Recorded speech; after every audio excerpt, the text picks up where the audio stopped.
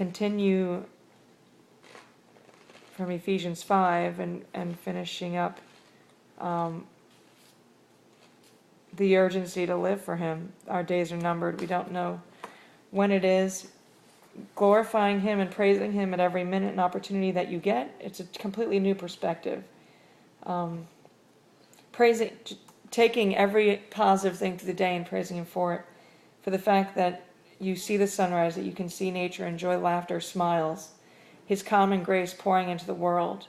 How refreshing as a child of God to take those moments and return them back to Him, to thank Him for that. And I can never make up for all the times I haven't.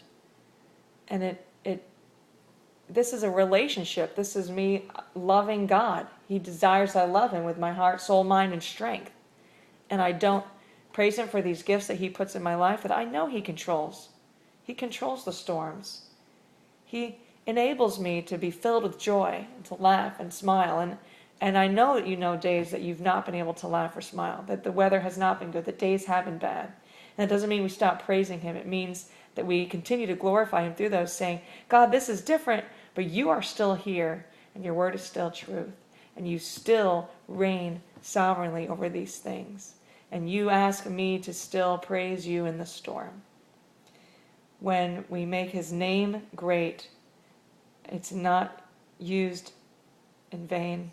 It's not made a mockery of. It's not highlighting sin that tears His heart open, the sin that ripped Christ apart before going on the cross.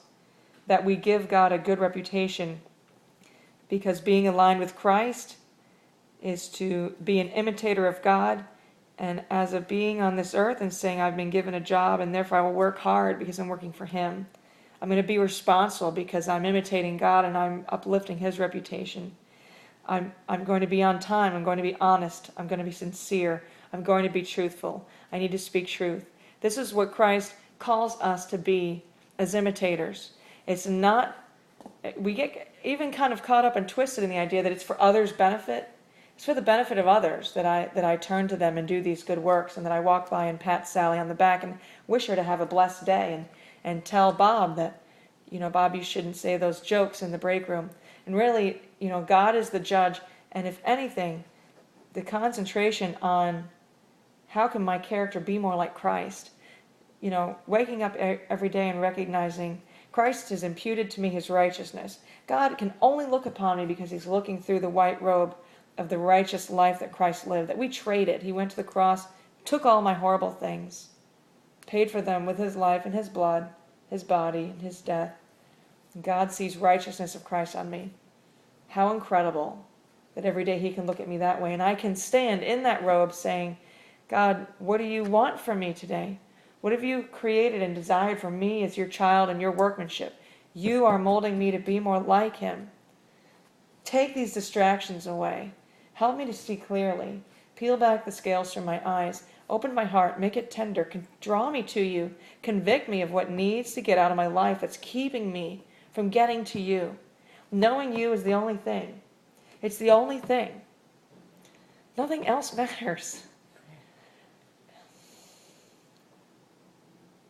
Just, learning about Him.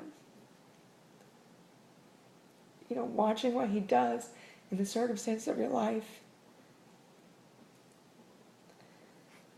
Waiting to see how He's engineered the events of your day so that He can show you more of Himself. And you can say, look, there's God. There's God. Looking for Him in all things.